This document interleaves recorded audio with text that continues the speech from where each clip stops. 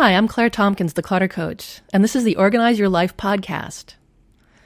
In every podcast, I'll talk about an organizing, decluttering, productivity, or time management concept, and I'll tell you why it's important.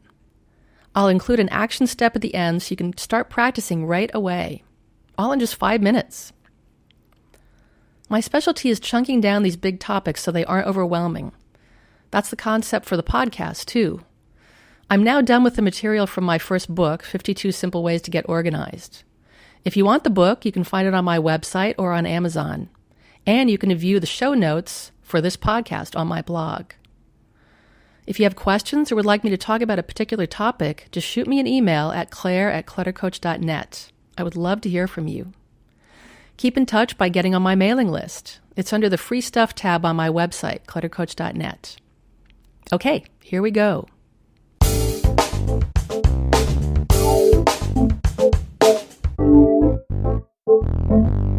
This is podcast 113, and it's about the Konmari method, Marie Kondo's magic way of tidying up.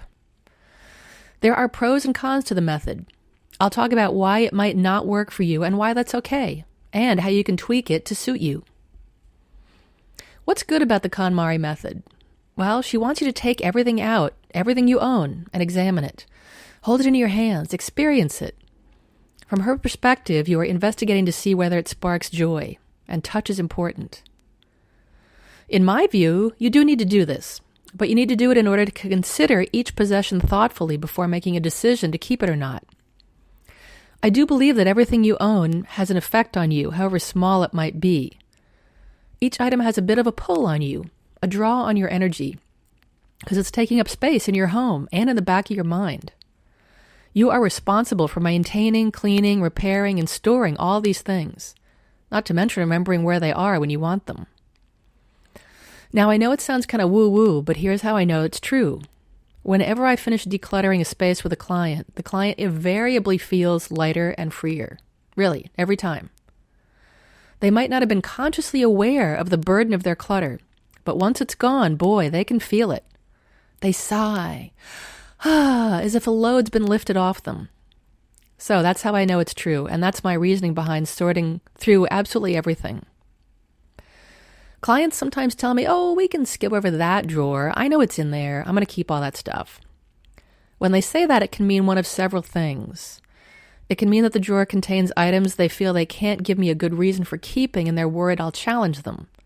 Or the things in there spark emotions other than joy that they don't want to experience right now.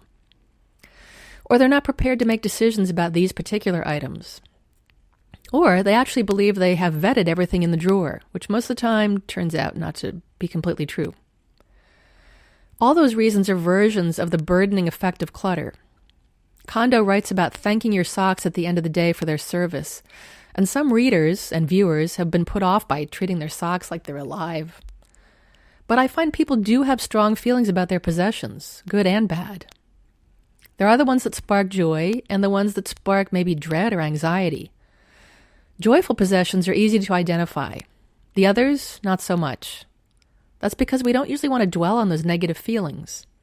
We learn to navigate around the feelings and around the stuff to live our daily lives. It's usually the aggregation of stuff that causes those bad feelings, not individual items, so that can also make it confusing. You don't generally pick up one book or one coaster and realize, yes, this is the thing that's causing clutter in my house. That item needs to be considered in the context of all the other items, so the total quantity of items can be reduced to only the ones that spark joy. The other main thing I think is good about the Konmari method is that focus on joy.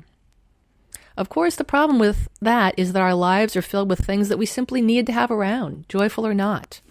Things like toothbrushes, paper clips, TV remotes, and sponges. The Spark Joy test needs to be accompanied by the usefulness test. My question to clients is twofold. Do you need it? Do you love it? Everything you keep should fall into one of those categories. Let's call that the KonMari Plus method. What I don't like about the method is its impracticality. Most people really aren't in a position to go through everything they own in one fell swoop. I think her folding techniques are verging on OCD. Having to empty my purse every day would mean spending an unrealistic amount of time and effort to put it back together again each morning. And it's unlikely your home will stay decluttered forever after doing the Kondo technique once. However, each of these points does have some reason behind it, a good reason, and you can tweak the techniques to make them work for you. Here's how. It is perfectly okay to do your decluttering over time. Of course, the results will be more dramatic if you spend many consecutive days on it, but if you can't, you'll still be fine. If you have a plan to follow and a commitment to execute it, you will be successful. I do fold garments and drawers so that they stand upright. I like this method because nothing gets forgotten by being invisible at the bottom of the drawer. I can see all my athletic tops at once, for example, so I can easily pick out the one I want. My folding technique, though, is merely adequate. I don't spend any more time folding a t-shirt than I would if I laid it flat in the drawer. It looks tidy-ish, and that's fine with me. I believe in regular purse decluttering. For me, the trigger to declutter is when I have trouble finding something in there because a mass of receipts, tissues, gum wrappers, business cards, and whatnot has built up. That inspires me to dump it out and get rid of the junk. So this, to me, it is an example of organic decluttering. Instead of decluttering on a schedule or doing it all at once, you recognize when an area needs purging because it's become inconvenient or hard to use. I find this method more motivating because I can start right away solving the problem I just identified. Finally, your home will probably not stay uncluttered. Lives change, needs change, lifestyles change. That's okay. If you have embraced decluttering, your attitude toward things has probably changed.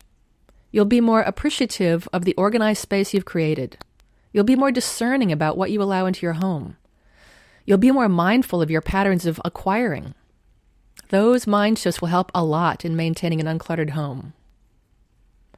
Here's what you can do now. Set aside an amount of time that works in your life that doesn't require you to bump other activities or stress you out. Try the Konmari Plus method.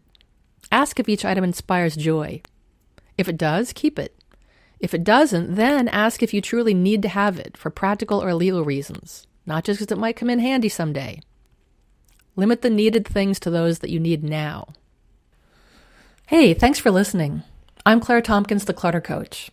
If you like the show, I'd love it if you'd leave a rating and review in iTunes.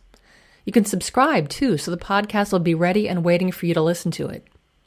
The show is available on SoundCloud and Stitcher as well. And you'll find the show notes on my blog at www.cluttercoach.net.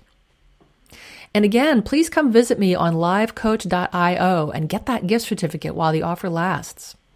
Live Coach offers a money-back guarantee after your first month, so there's no risk.